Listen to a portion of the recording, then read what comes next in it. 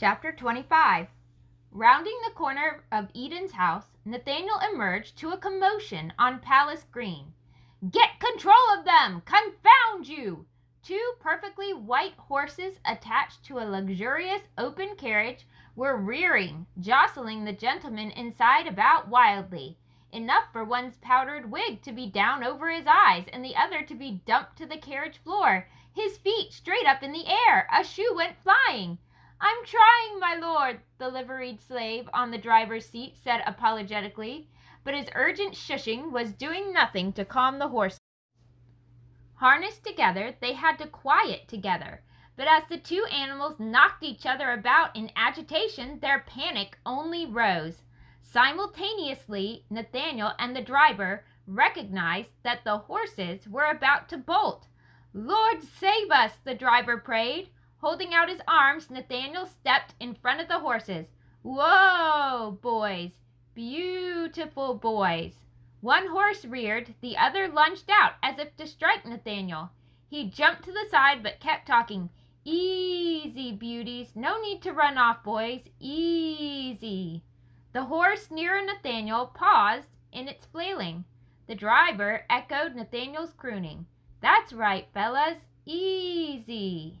He pulled back on their reins hard and firm, all the while his voice a chant of calming. The horses settled down to simply snorting and quivering and tossing their heads. The danger was past. The slave tipped his hat in thanks. Nathaniel nodded back. "What set them off?" he asked. The driver pointed down Prince George's Street, the small lane that ran between the McGuire and the White houses. In the distance was a cloud of dust. "Runaway horse," he muttered. "Chestnut demon, saddle still on, stirrups flapping, making it wild." He leaned over and added in a softer voice, "Must have dumped some fine gentleman on his rear end." He grinned. Nathaniel did too. "Enough idle chatter. If you can't control these horses better, I'll sell you to a West Indies rice plantation," shouted one of the passengers. "Wouldn't make no never mind to me," muttered the driver under his breath. He faced forward and became a statue of servitude.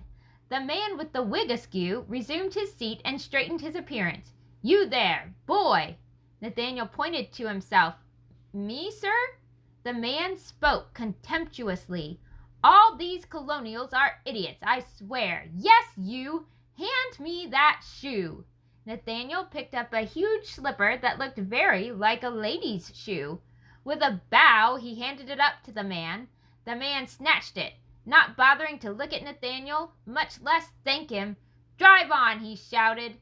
As the carriage rolled away, Nathaniel heard, "What do you think the response of those provincials will be to my speech? I nearly choked when I said, 'The king has no object nearer his heart than the peace and prosperity of his subjects in every part of the dominion.' A good lashing is rather what they all need, in my opinion." The carriage rolled out of hearing. Nathaniel resumed his walk. "You just saved Governor Dunmore's neck, lad," said a passer-by. He winked. "Next time, leave well enough alone."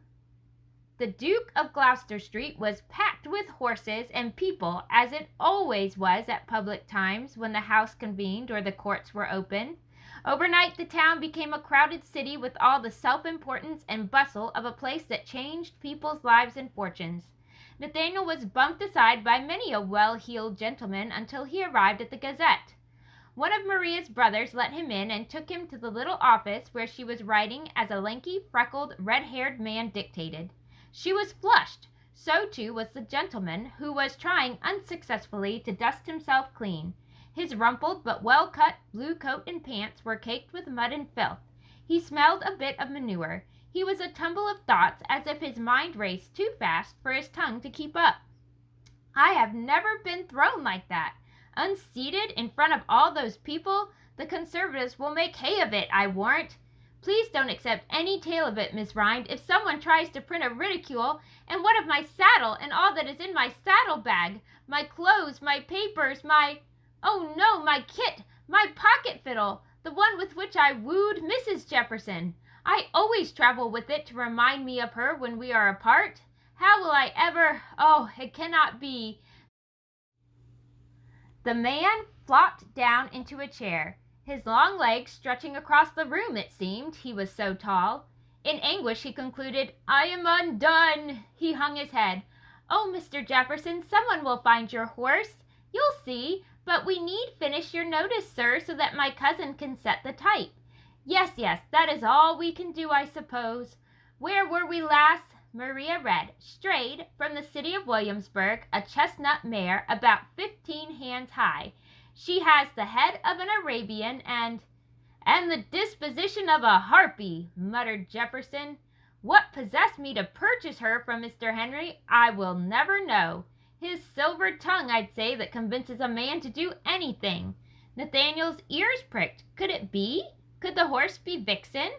Surely Mr. Jefferson's runaway horse was the one that set off the governor's carriage horses, and surely the description and behavior fit the wild Vixen.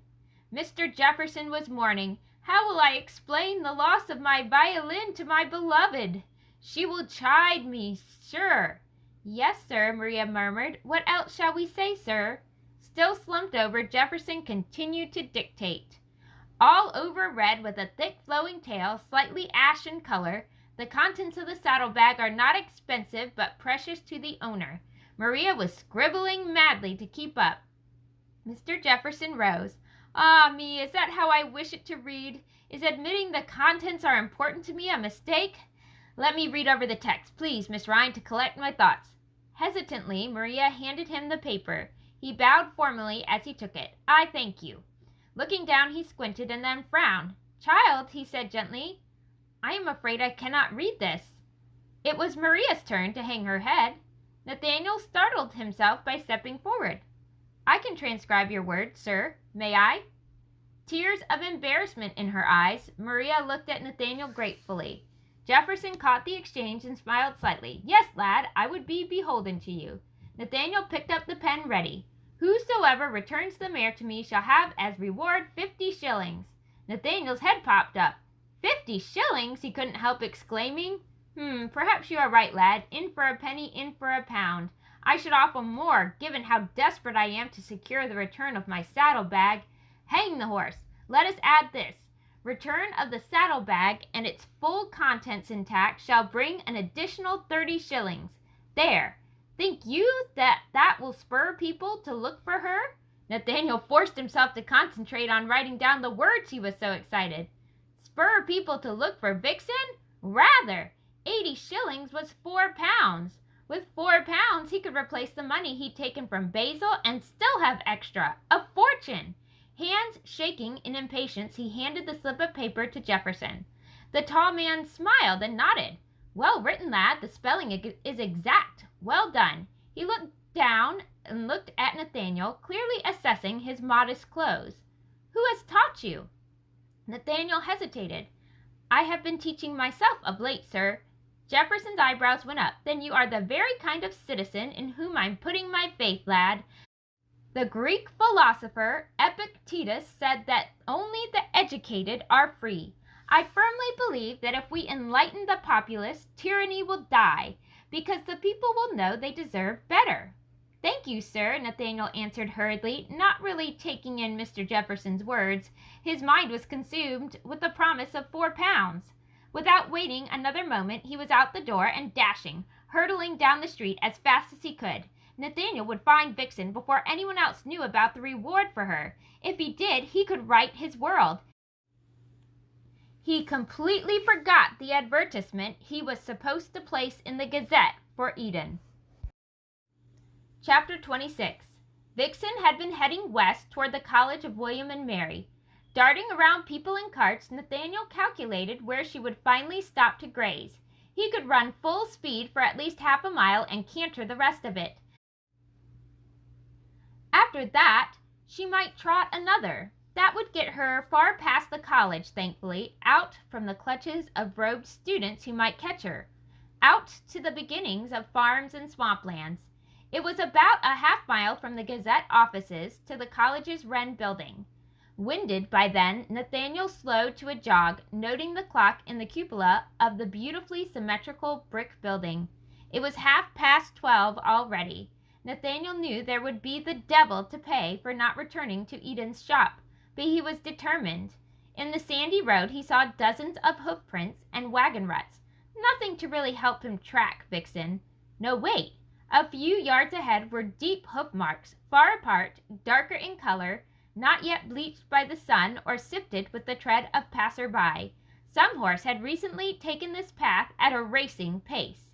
He prayed that it was Vixen and not one of the governor's messengers. He trotted on, looking from side to side to see if she had detoured off the road for a morsel of grass. 15 minutes later he climbed up onto a split-rail fence and scanned a horizon of knee-high corn, tobacco beginning to unfurl its voluminous leaves, watermelon vines spreading into carpets. No horse in sight. He walked on, passing muddy streams and overgrown woods. From tangled, thick bushes he plucked honeysuckle blossoms, their sugary nectar easing his thirst. 20 minutes more. He came across an orchard, a pen of hogs happily sunning themselves, a ramshackle hut of a farmhouse. Another 15 minutes. At a neater farm, a pair of fat plow horses rolled to rid themselves of the itch left from their harnesses. Nathaniel checked the newly turned garden, scanned the hayfields beyond. Nothing. Dejected, Nathaniel flopped onto the roadside. He'd searched for an hour. That meant he'd covered about 4 miles. He couldn't imagine a horse not stopping by now to find water or clover, no matter how crazy it was. He missed Vixen somehow. He backtracked, zigzagging along the road. By the time Nathaniel neared Williamsburg enough to see the Wren building's white cupola in the distance, he was almost crying in frustration. Gauging time by the sun, it was around 4 o'clock. The midday meal was over. Eden would definitely be in the shop. Nathaniel's hard work would earn him nothing save a whipping. Maybe he should just turn tail right here and run to the frontier rather than face what surely awaited him in Williamsburg. With all the trouble brewing in the colonies, no one would care about a runaway boy. Given Nathaniel's mistakes, Basil wouldn't, would he? Nathaniel sighed. The truth was he cared, even if Basil might no longer. Basil was the closest thing he had to a guardian and friend. He had to go back. Please, please, please, Nathaniel thought. Please let me find her. A piece of white paper fluttered across the road, rattling and turning somersaults. Another tripped along behind. A third wrapped itself around Nathaniel's ankle. He reached down. We must consider alternatives to the frenzy of revenge spawned by the news of Lexington and Concord. I beg you to write a petition of peace. Your eloquence would convince. Nathaniel flipped the page over. To Thomas Jefferson, Esquire. Huzzah! On the other side of the fence, a book lay open on the ground. Stuffing the letter pages into his pocket, he picked up the book by Sir Isaac Newton. Down the hill, a silk stocking hung from a wild rose. One of the pockets of the saddlebag had obviously opened and was spilling as Vixen moved. The litter should lead him to her. Gratefully, he scampered, picking up bits and pieces of Mr. Jefferson's belongings. Nathaniel found himself on the edges of a vast reserve of rolling hills and groves of trees. A herd of cattle milled about, some curled up under shade trees, others dealing with frolicking calves. In the distance, atop a hill, cresting the tree line, were the massive, tall chimneys and the gilded weather vane of the governor's palace. Nathaniel recognized that he was trespassing on the 60-acre park belonging to Lord Dunmore. Of course Vixen would choose to graze in a place that could bring a jail sentence to him if caught. He crept from tree to tree until he spotted her. She was lathered in sweat. Her saddle hung akimbo. Cautiously, Nathaniel inched toward the mare. Her head snapped up and her nostrils flared at his approach, but she was too weary and too happy in meadow grass to run off. Nathaniel caught her easily. Coaxing her to a stand of redbud trees to hide them from view, Nathaniel repacked Mr. Jefferson's things. He was relieved to find the fiddle case safe inside the bag. He sat down to await twilight. To get out of the governor's park undetected and down Palace Green to the tavern where Mr. Jefferson was lodging, he'd need darkness and the distraction of people hurrying to their dinner. He tried to keep his mind off the retribution that would await him for his day-long absence. 4 pounds, 4 pounds, 4 whole pounds, he repeated to himself over and over. May I speak with Mr. Jefferson, please? Nathaniel stood at the door of the tavern, holding onto Vixen tightly. Inside, he could hear men talking and laughing, and the shuffle of chairs being pulled about as dinner was being set. Within a few moments, Jefferson appeared, sleeves rolled up, carrying a pen and a sheet of paper in the other hand. He dropped both with an exclamation of joy upon seeing Nathaniel. You found her! Reaching for the saddlebag, Jefferson startled Vixen and set her to dancing and snorting. Nathaniel held on to her as best as he could and calmed the horse and man, saying, The violin is inside, sir. She had scattered many of your belongings, but the fiddle stayed safe. I think I found everything else. Jefferson stepped back. Lad, you are an interesting case. Did you teach yourself to handle such horses as well as ride? Nathaniel puzzled a moment. Who could teach someone else to calm a horse? But he answered, I suppose so, sir. There, you see just my point, said Jefferson, the nobility of the common man, completely able to rule himself. Sir? Ah, forgive me, lad, my head is full of philosophy and argument. I am in the throes of writing a reply to the governor's welcoming address for the burgesses. Hard work writing. It is so important these words be diplomatic yet firm, guarded yet concise. Nothing I have scribbled thus far suffices. He thought a moment. I help myself think by playing violin. Now that you have returned it, I shall be able to concentrate far better. Carefully, he undid the saddlebags and called for the tavern keeper to take Vixen to the stable. Thank you, lad. I have a fine stable at home at Monticello. My best mare, Croaker, has just foaled a colt by young Fear Not, one of the greatest blooded stallions of Virginia. I purchased this willful chestnut from Patrick Henry, hoping she'd mother good colts as well. What say you coming to Monticello to help train her, lad? I cannot, sir. Nathaniel spoke hesitantly. My time is already purchased. I can match the fee, lad. Who owns your time?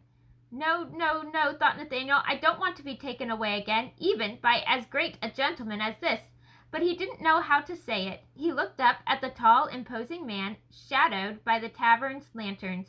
Perhaps he could change the subject. Please, sir, he said awkwardly, may I please have those 4 pounds you offered for the horse's return? Oh, yes, quite so, said Jefferson, shaking his head as if waking himself. From his pocket he pulled the treasured pounds and counted them out into Nathaniel's outstretched hands. Thank you, sir. No, the thanks are to you, lad. He patted the case of his violin. I am grateful beyond words. He paused and sighed. I do wish I could leave the noise of this tavern and go to my cousin's house. John and I always played duets together when I was in town. But his politics are my enemy these days, I am afraid. Know you my cousin, John Randolph, the governor's attorney general? A staunch loyalist. After all we've shared and all the affection we bear each other, it is almost impossible for us now to share an evening. It saddens me greatly. Of course, it must be far worse for his brother Peyton. Well, I am indebted to you, he bowed formally. I think it would have broken Mrs. Jefferson's heart had I lost the violin which first won it. Your name, lad? Nathaniel Dunn. Godspeed, Nathaniel. Jefferson bowed again and then added with a smile. By the way, Nathaniel, I surmise the lovely Miss Rind is a bit fond of you. My advice is to think of what she loves and play to it, as I did to Mrs. Jefferson's passion for music. Nathaniel turned as red as Vixen's coat. Ah me, Jefferson turned to go back inside. I can put off my task no longer. Sir, Nathaniel stammered, for the idea of an enormous gift to Basil had suddenly come to Nathaniel. Yes, lad? Sir, if you truly yearn for a duet, my master, Basil Wilkinson, is an excellent violinist, lodging at the Maguire house, sir, next to Mr. Weiss. He pointed down the street. He is a great admirer of your writings. He is a fine musician. He has played at... Nathaniel paused, unsure if the credential would bring favor or rejection. He has played at the Palace. Jefferson nodded. I myself played at the Palace with Governor Farquhar. Quite a fine musician and educated man. Those were easier times. Thank you, Nathaniel. I know the house. Mr. Wythe was my law professor. Good night. Good night, sir. Nathaniel tipped his hat and ran for home, keeping his hand over the waistcoat pocket that held his fortune. Chapter 27. Nathaniel's luck held. Eden had gone to bed earlier in the day with an ache in his chest. Miss Maguire had hovered over him all afternoon, mixing an elixir from the leaves of foxglove flowers and coaxing him to swallow it. She even called the surgeon, who charged her 5 shillings to tell her what she already knew. Something was strangling Eden's heart. Thus occupied, no one noticed Nathaniel's absence.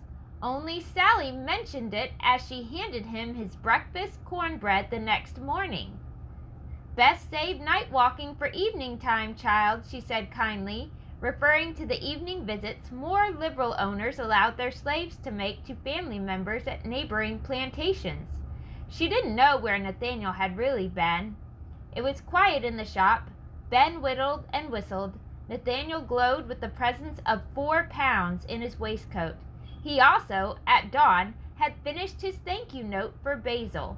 Following Mr. Jefferson's advice, he had begun a new project, copying a poem on penmanship from the young man's best companion to give Maria. "Hold your pen lightly, grip it not too hard, and with due care your copy well regard. Join every letter to its next with care, and let the stroke be admirably fair. Quit yourself nobly with prudent care, of clumsy writing and of blots beware. Remember strictly what the art enjoins, equal-sized letters and as equal lines." Nathaniel smiled as he copied, thinking how Maria might profit from the directions of the poem. Not that he was fond of her, as Mr. Jefferson had put it. Oh no, it was simply kindness. His heart felt so light he actually began to hum as he wrote, a tune his mother had sung. "Are you going to Scarborough Fair? Parsley, sage, rosemary, and thyme. Remember me to the one who lives there. She once was a true love of mine." Nathaniel's only worry was how to slip the 2 pounds into Basil's tin box without being seen. His plan was to simply return the money without comment, since he had never admitted to taking it to begin with. Somehow it seemed best to Nathaniel to leave it all unspoken. Easier, certain, but that would require stealth and opportunity. That evening he had his chance. It was a delicious June twilight, the air full of sweet smells and gentle breezes, the kind of rejuvenating night Tidewater people tried to remember during August's firestorm of heat. He had just finished watering the livestock when Nathaniel heard the clear, vibrant notes of 2 violins tuning. Nathaniel ran to the open window of the parlor and peeped in over the sill. Mr. Jefferson had come. There he stood with Basil, all flustered and grinning. Miss McGuire sat in the corner, smoothing her skirt and gracefully fluttering a fan before her face.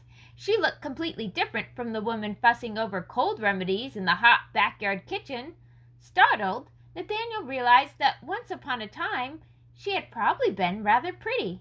Nathaniel inched around the house. Once they started playing, he could sneak up the staircase to Basil's room and deposit the money without being noticed. The trick would be getting past Eden's room on the first floor, where the carriage maker was still abed. He took off his shoes and left them under a bush near the back door. He'd have to be very quiet and quick, moving during louder music. It wouldn't do to try during a smooth, delicate adagio, which the creak of a floorboard would interrupt like cannon fire. Nathaniel waited until the violins were chasing each other in song. Each instrument raced up and down in pitch, whirling about each other like the small white butterflies that spiraled around in the garden. Nathaniel slipped through the door, wincing at its slight squeak, and crept up the edge of the stairs. He stuck to the wall's edge, tiptoeing where the stair plank was nailed and less likely to groan under his weight. Halfway up, still safe. Rounding the landing, up 3 more stairs, he was there. Breathing hard, Nathaniel fished out Basil's tin box. He pulled from his pocket the money Jefferson had given him. Counting out 2 pounds, Nathaniel dropped that amount into the meager collection of coins inside and closed the lid. He started to shove the box back under Basil's mattress. For several long moments, Nathaniel hesitated, looking down at the tin box, listening to the jaunty allegro below. Finally, he reached into his pocket and pulled out his remaining money. He dropped all of it into Basil's savings. Perhaps now Basil could purchase the books he'd sacrificed to free Nathaniel from the blacksmith 1 year before. He only wished he hadn't taken off his shoes and could retrieve the shilling he kept there to add to the trove. Nathaniel owed Basil everything. It was only right. Nathaniel pushed the lid shut with a snap and tucked it back under the mattress. Now he faced trying to retreat out of the house undetected. But he wasn't worried. He suddenly felt strong and free, no longer shackled by indebtedness or deceit. He turned for the door. There stood Mistress McGuire. Nathaniel gasped. "Oh no, she'll think I'm stealing." Nathaniel's mouth popped open to explain, but nothing came out. Miss McGuire stepped into the room and closed the door. "What are you about, boy?" she whispered. What could he say? How could he explain? The violin music downstairs rose in a crescendo of 16th note runs, and Nathaniel felt his own heart race with it. "I saw you," she said. Oh, he was lost, done for. Who would believe his story? "I saw you," she repeated. "I saw you putting money into Mr. Wilkinson's tin. From whence did you get it?" Nathaniel shook his head, still silent, feeling himself falling. "I think you'd rather explain to me than to Mr. McGuire." There was something about her voice that saved Nathaniel, something akin to his mother, something that reminded him of the time he managed to break every egg they'd collected and spill the precious bucket of fresh milk. "Tell me, my love, what happened," his mother had said. "We mustn't grieve over what we cannot change." In a torrent of words, Nathaniel told about Moses, told about taking Basil's money, told about tracking Vixen, told about Jefferson and Nathaniel suggesting he find Basil to play violin, told how his father had not seemed to care about their being sold apart, how Basil had saved him from sure abuse at the hands of the blacksmith, how Basil was building his mind with books and music. Flushed, breathless, he ended and waited, immediately kicking himself for his honesty. Now he was completely exposed, stripped to his soul, and worse, without thinking, he had betrayed Moses. Miss McGuire was quiet, for an eternity it seemed. Nathaniel's head spun. Finally she patted his shoulder. "My, that is a tale, lad. Mr. Wilkinson had never explained exactly how you came to be with him, and he never told me he was missing money. He is a generous man indeed." She crossed her arms and looked out the window. Below stairs, Jefferson and Basil began the andante section of their sonata, a beautiful lilting melody. She held up a finger and said, "Listen, isn't it wondrous that man can make such harmony?" She sighed and then continued softly. "One of the greatest challenges of life, Nathaniel, is deciding to move forward, to live as if each day presents a new, hopeful possibility, to make the decision to leave the past there in the past. That is the only way to be free of its pain. We must not let past sadness or tragedy or mistreatment rule the way we act today. It takes courage to do so, yes, but we must. I, myself, have lost 3 children. I thought I could never have affection for anyone ever again, and yet, as of late, I have rediscovered that ability." She turned to him and smiled. "You must learn to trust people who care about you, like Mr. Wilkinson. Go back outside, boy. I will not tell your story, but someday you should tell Mr. Wilkinson the truth." Grateful beyond words, Nathaniel inched toward the door. "Mistress," he whispered, knowing that he was pushing her. "Mistress, please, you will not tell about Moses?" Miss McGuire frowned. "I know not what is right on that, Nathaniel. Helping a slave run is a crime that could send you to the gallows. I do not want that to happen, and yet the slave should be pursued. He is valuable property. If we sold Sally, for instance, as Mr. McGuire is suggesting, we could clear a large portion of our debts." She shook her head. "Can you imagine? Selling Sally?" she murmured. For a moment she was silent as the music danced on below.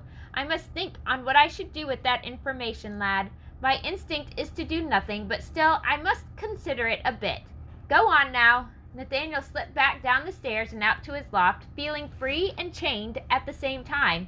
He couldn't know that soon events would so rattle the McGuire household that Mistress McGuire would completely forget about Moses.